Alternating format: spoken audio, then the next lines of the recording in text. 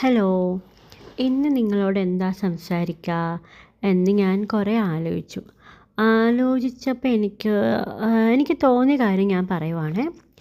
എനിക്കിന്ന് നിങ്ങളോട് പറയാനുള്ളത് വ്യക്തികളുടെ ജീവിതത്തെ സ്വാധീനിക്കുന്ന ഒരു ഇമ്പോർട്ടൻ്റ് വിഷയത്തെക്കുറിച്ചാണ്. അതെന്താണെന്നല്ലേ? നമ്മൾ നമ്മളെ തന്നെ സ്നേഹിക്കാൻ പഠിക്കുക. അതായത് നമ്മൾ നമ്മളെല്ലാവരും ഒട്ടുമിക്ക ആൾക്കാരും നമ്മളെ സ്നേഹിക്കുന്നതിനേക്കാളും കൂടുതൽ നമുക്കിഷ്ടപ്പെട്ട കുറേ ആൾക്കാരുണ്ടായിരിക്കും. അവരെ നമ്മളങ്ങ് അഡിക്റ്റായിട്ടങ്ങ് ഇഷ്ടപ്പെടും. കൂടുതലും ഇത് റിലേഷൻഷിപ്പിലാണ് വരിക അല്ലേ? അത് നിങ്ങൾക്കറിയാം. നമ്മൾ ജീവന് തുല്യം സ്നേഹിക്കുന്ന ഒരാളുടെ മനസ്സിൽ നമുക്കുള്ളൊരു സ്ഥാനം ഏതോ ഒരു മൂലയിലാണെന്നറിയുമ്പോൾ അത് നമുക്ക് താങ്ങാൻ പറ്റുന്നതിലപ്പുറമാണ്. എന്നാലും നമ്മൾ അവരുടെ പുറകെ പോകും. കാരണം അവരുടെ കുറച്ച് സ്നേഹം അല്ലെങ്കിൽ ഒരു അരമണിക്കൂർ അവർ നമ്മളോട് സംസാരിക്കുന്നത് ആ ഡേ ഫുള്ളും നമ്മളെ ഹാപ്പിയാക്കും. അതിനു വേണ്ടി മാത്രമായിരിക്കും നമ്മൾ അവരുടെ പുറകെ പോവുക. അതല്ല, അവരന്ന് നമ്മളോട് ഒരു അരമണിക്കൂർ അല്ലെങ്കിൽ ഒരു 5 മിനിറ്റ് സംസാരിച്ചില്ല, ഒന്ന് മുഖം വീർപ്പിച്ചിരുന്നാലോ, അടുത്ത് സംസാരിക്കുന്ന വരെ നമ്മളങ്ങ് ഡിപ്രഷനിലായിരിക്കും. എന്താ അല്ലേ? ഇങ്ങനെ നമ്മൾ ആയി പോവുകയാണെങ്കിൽ നമ്മളെ സ്നേഹിക്കുന്ന നമ്മുടെ പാരൻറ്റ്സ്, നമ്മുടെ ഫ്രണ്ട്സ്, അങ്ങനെ ഒത്തിരി പേരുണ്ടാവും. നമ്മൾ അവരുടെ കൂടെ ടൈം സ്പെൻഡ് ചെയ്യുന്നത് കുറയും. അവരോട് നമുക്ക് ഭയങ്കര ദേഷ്യമായിരിക്കും. നമ്മളുടെ ദേഷ്യവും വെറുപ്പൊക്കെ ഈ പാവങ്ങളോടായിരിക്കും നമ്മൾ തീർക്കുക.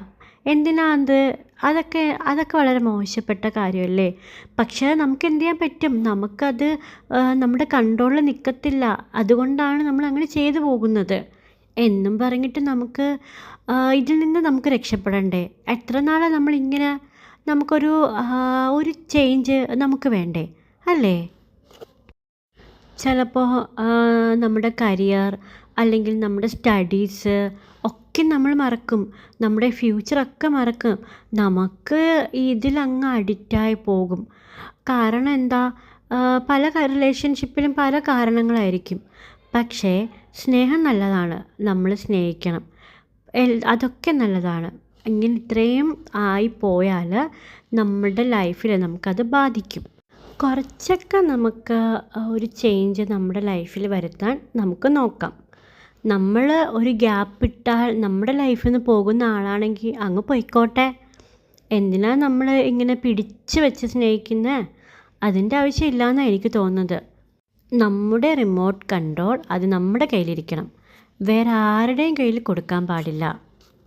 എൻ്റെ ഈ വോയിസ് കേൾക്കുന്നവരിൽ ആരെങ്കിലുമൊക്കെ ഉണ്ടെങ്കിൽ നിങ്ങളുടെ മനസ്സിൽ ചിലപ്പോൾ ഉണ്ടായിരിക്കും, ശരിയാ, ഇവൾ പറഞ്ഞത് കറക്റ്റാ, എനിക്കിതിൽ നിന്നൊന്ന് എസ്കേപ്പ് ആകണം, പക്ഷെ എനിക്കത് പറ്റുന്നില്ല എന്ന്.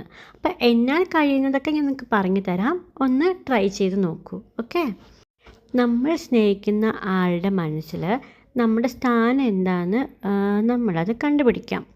അവർക്ക് നമ്മളിഷ്ടമാണെങ്കിൽ കുഴപ്പമില്ല, നമുക്കത് കണ്ടിന്യൂ ചെയ്യാം.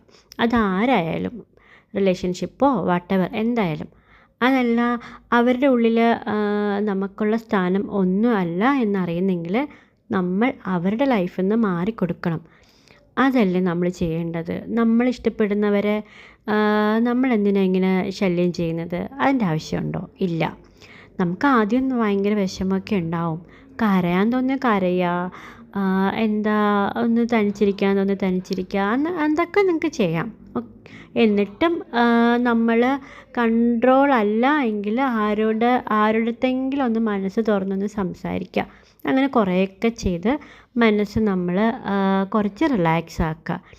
അതിന് ശേഷം നമ്മൾ നമ്മളെ തന്നെ ഫോക്കസ് ചെയ്യുക. പിന്നെ നമ്മളെ സ്നേഹിക്കുന്നവരില്ലേ, നമ്മുടെ പാരൻറ്റ്സ്, ഫ്രണ്ട്സ്, അവരുടെ കൂടെ നമ്മൾ ടൈം സ്പെൻഡ് ചെയ്യുക. ഇത്ര നാൾ നമ്മൾ അവരെ സ്നേഹിച്ചില്ലല്ലോ, ഇനി നമുക്ക് അവർക്ക് വേണ്ടി ടൈം സ്പെൻഡ് ചെയ്യാം. അവരുടെ കൂടെ നമുക്ക് ട്രിപ്പ് പോവാം, കൊച്ചു കൊച്ചു ഗെയിംസ്, ട്രാവൽ, അങ്ങനെ കുറേ കാര്യങ്ങളൊക്കെ ചെയ്ത് ഓക്കെ. പിന്നെ രണ്ടാമത്തേത് നമുക്ക് പഠിത്തം അല്ലെങ്കിൽ ജോബ്, അതൊക്കെയാണെങ്കിൽ അതിലോട്ട് ഫോക്കസ് ചെയ്യാം. ജോബാണെങ്കിൽ അടുത്ത പൊസിഷനിലോട്ട് പോവാം, പഠിത്തമാണെങ്കിൽ അടുത്ത് ഇനി എന്ത് പഠിക്കാം, അങ്ങനെ നോക്കാം. ഇതിപ്പോൾ നമുക്ക് ജോബൊക്കെ ഉണ്ട്, നമ്മുടെ ലൈഫ് സെറ്റിലാണ്, പക്ഷെ നമ്മളെ സ്നേഹിക്കാൻ ആരുമില്ല എന്നും പറഞ്ഞിട്ട് നമുക്ക് ഡിപ്രഷൻ അടിക്കേണ്ട ആവശ്യമില്ല. നമ്മളെ സ്നേഹിക്കാൻ ആരുമില്ല, അത് ഒരു ശാപമായിട്ട് നമ്മൾ എടുക്കണ്ട. അത് നമുക്ക് വേറെ രീതിക്ക് എടുക്കാം. ഒറ്റയ്ക്ക് ട്രാവൽ ചെയ്യാൻ പോവാം, ഒറ്റയ്ക്ക് ഫുഡ് കഴിക്കാം. നമ്മൾ മറ്റുള്ളവർ സ്നേഹിക്കണം എന്നെന്തിനാണ് നമ്മൾ ആഗ്രഹിക്കുന്ന? നമുക്ക് ചുറ്റും ഒത്തിരി അനാഥ ആൾക്കാരൊക്കെ ഉണ്ട്. അവർക്ക് ഒരു നേരത്തെ ഫുഡ് വാങ്ങിക്കൊടുക്കാം. നമ്മൾ ഈ ഓൾഡ് ഏജ് ഹോമിലൊക്കെ പോകുമ്പോൾ കുറച്ച് സമയം അവരുടെ കൂടെ ടൈം സ്പെൻഡ് ചെയ്യാം.